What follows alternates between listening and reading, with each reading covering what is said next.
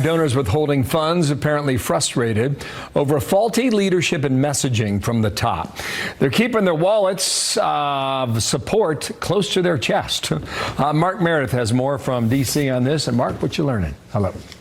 Bill, good morning to you. Well, Democrats have been doing a lot of soul searching since President Trump's victory. And while the party has a new chairman, it appears donors are not opening their wallets, at least not yet. The New York Times writes some of the country's biggest liberal donors have paused giving, frustrated with what they see as Democrats' lack of vision. Some Democrats blame former President Biden for their situation after his late exit from the 2024 race. Others question if Kamala Harris was the right candidate for the job after Biden dropped out. Democratic lawmakers, interest groups, activists, they are all still very vocal. They're holding protests almost every day here in D.C., trying to counter the administration. But Democratic donors say the party has to appeal to people on issues like the economy. There's a desire for a new voice of pragmatism, centrism, and most of all, connection to ordinary people and how they lead their lives. I got more bad news for the Democrats. Yeah, I know it's hard to imagine. More bad news for the Democrats. How could the Democrats in their situation get worse? Well, it is getting worse because Democrats are not only ineffective in their attacks against Trump, it seems as if their attacks are backfiring because you have billionaire donors that are basically telling Democrats, we really don't want to do business with you guys anymore. I want to talk about your reporting that liberal donors are pulling donations for two reasons. Because of lack of strategy thus far from Democrats, but more importantly, because of fear of retribution from Trump. What can you tell us? Yeah, I mean, this came up in almost every conversation we had for that piece. There is a deep concern that Donald Trump will retaliate. And I mean, to be frank, Trump has said he will retaliate. He said during the campaign that he believed, he would go after the deep state and their enemies, including, not just reporters, but also liberal donors and, anybody who spent any money to help kind of go after Trump during the first term. And these donors take him seriously. We know that there are wealthy people who are moving their foundations from Republican states to Democratic states, moving assets overseas. Some people have even moved overseas themselves. So from all of our conversations, there's been a chilling effect. I think lots of wealthy people are scared. And that contributes to kind of a lack of public leadership that we're seeing right now, because even if Trump doesn't do anything, and who knows if he actually will, this doubt has been introduced where every move that a liberal billionaire takes today could be scrutinized more so than it would be under a President Romney or a President Cruz. And Trump is winning to that extent because he has kind of wealthy givers fearful. Right. And I want you guys to listen to Stephen A. explain this story and to go off on how pathetic the Democrats are because all of this is happening to them, which really is their fault, right? It is their fault that this is happening to them. Take a look.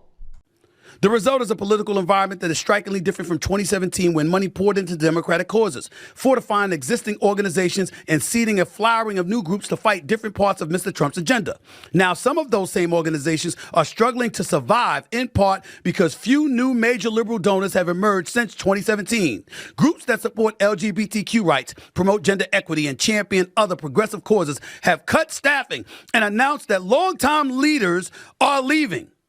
End Citizens United, a left-leaning group that aims to overhaul campaign finance laws, laid off its 6 senior staff members last month as part of a restructuring. Run for Something, which works to elect liberal down-ballot candidates, laid off 35% of its staff late last year. And Gelsen, GLSEN, a group dedicated to protect the LGBTQ students, laid off 25 people last month. Let me tell y'all something. If you're the Democrats, that's why Stephen A. Smith is in the news. Because y'all don't have anybody. You don't have anybody. Who you got? Who you got? Kamala Harris better not run. She better not run. She's not going to win the presidency in 2028. Keep in mind, respect for her. I'm not going to disrespect the former vice president of the United States. I will never do that. But we got to be real about something here. When she ran for election, on her own, she couldn't make it to Iowa in 2020. She ultimately positions herself against the vice presidency. They win the election in 2020. Joe Biden is feeling himself after the liberals won the midterms. And instead of being a transitional president like he promised, the man backstabbed the Liberal Party and turned around and said, I'm staying. They wanted him out. So what did everybody, we all know this now. Boo Boo the Fool can see what happened now. You knew he had lost a step. We don't know what the hell was wrong with him, but clearly his fastball was gone. So you have no primary. You fix it so he doesn't have to face a primary. And then you put him on stage last June 27th for a debate. He embarrasses himself, and 3 weeks later, he has to bow out so Kamala Harris could come in as a Democratic nominee for the presidency of the United States of America at a time when they didn't have any time to put somebody else in to compete with her. You don't overcome that after losing the election. America ain't going to go for it on the left. They ain't going to go for it. Who else you got? Hakeem Jeffries? Yeah, so I want you guys to understand how bad it is for Democrats, okay? Not only is the party in shambles in regards to just the brand, leadership, but we're also talking about, like, the actual grassroots, okay? Like, the grassroots of the Democrat Party is in shambles, right? They're currently fighting each other over a civil war, right? A woke civil war, right? Trying to figure things out.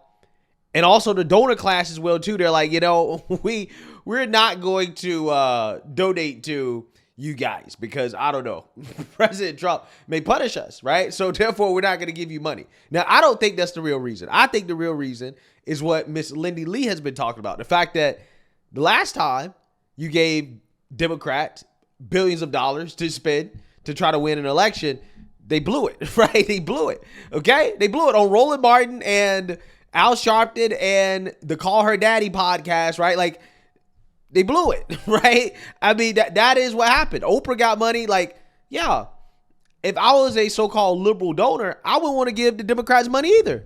Look at how they spent it in the last election. My initial disillusionment became clear when I realized that they burnt essentially set $2.5 billion on fire. They raised $1.5 billion through the campaign, another $1 billion through the super PAC Future Forward. And there's been no accountability. We still haven't gotten any answers as to why Oprah, a billionaire, got $2.5 million through her production company. Why couldn't she pay for it? She's an oligarch. She could have just paid for the production costs herself.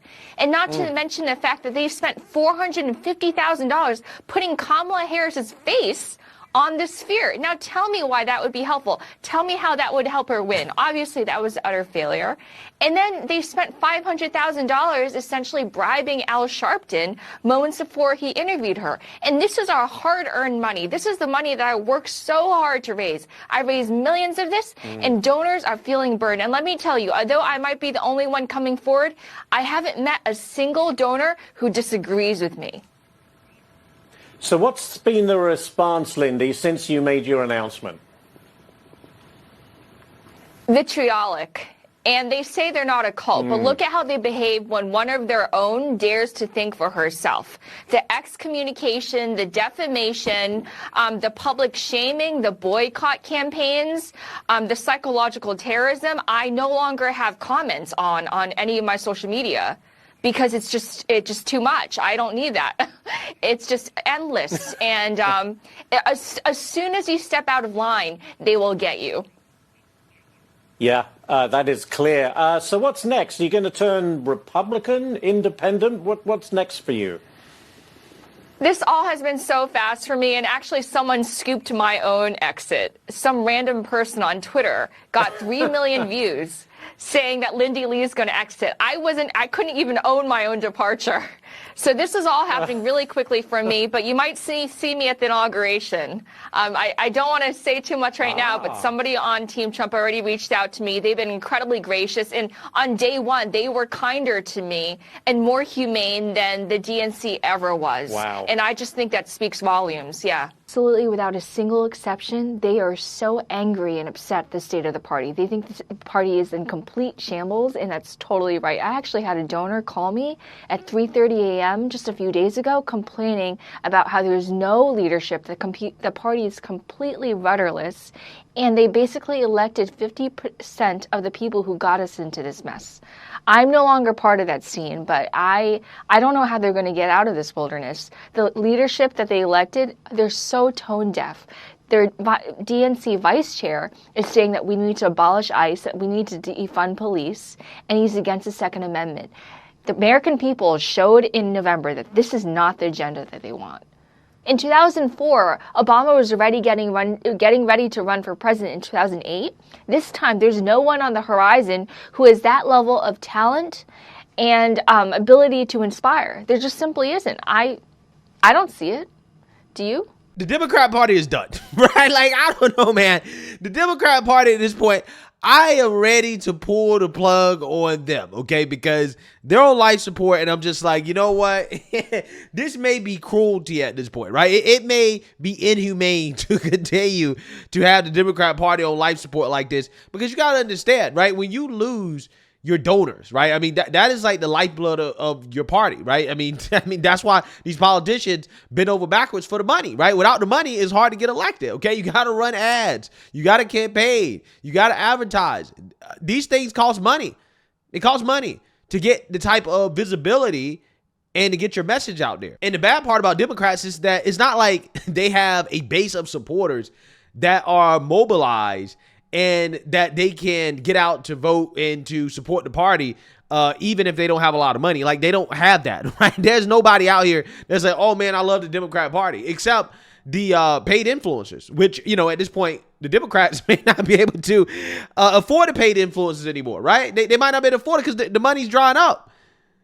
So again, when you look at what Kamala Harris did with the money, why would the millionaire donors, why would they continue to support the Democrat Party? I mean, they basically stand against the American people at this point, right? So again, why is it that any company or person would want to be associated with these individuals? I told you, being a Democrat in this country, supporting the Democrat Party, that's like a stigma.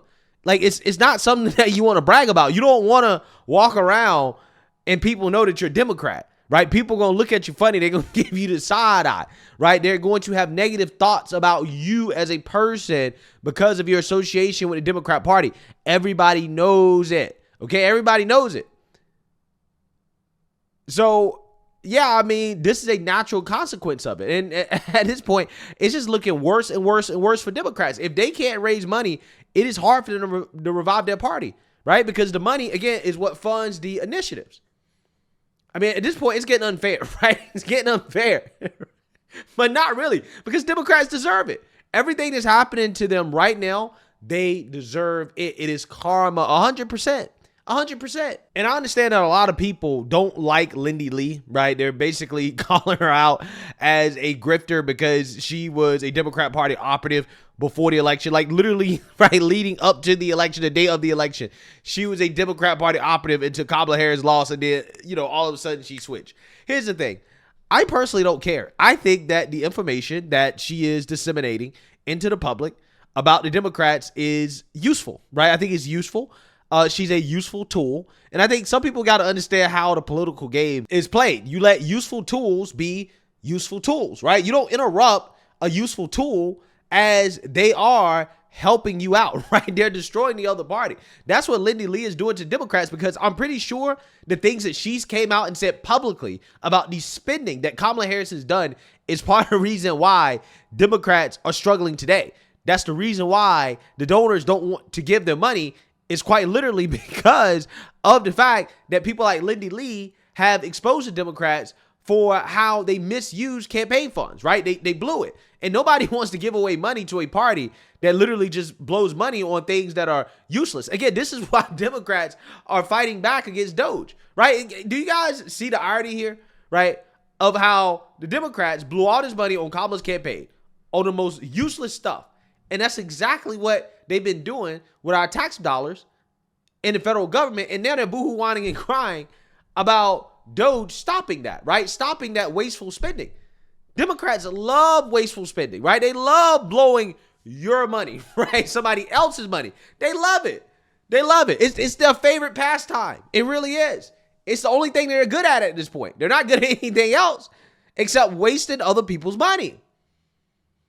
So people like Lindy Li are exposing that. I don't care if she's doing it because she's grifting, because she's trying to, I don't know, get on, you know, the winning team. Doesn't matter to me. She is exposing Democrats in ways that is beneficial. as of right now. And when she's not beneficial anymore, then, hey, she can go away. But as of right now, I just think that she's a useful tool. And her putting out those stories is damaging the Democrat Party. It is making it a lot harder for Democrats to revive themselves. So let me know what you guys think. Make sure you like, comment, and subscribe. Most importantly, share a Black conservative perspective. Peace.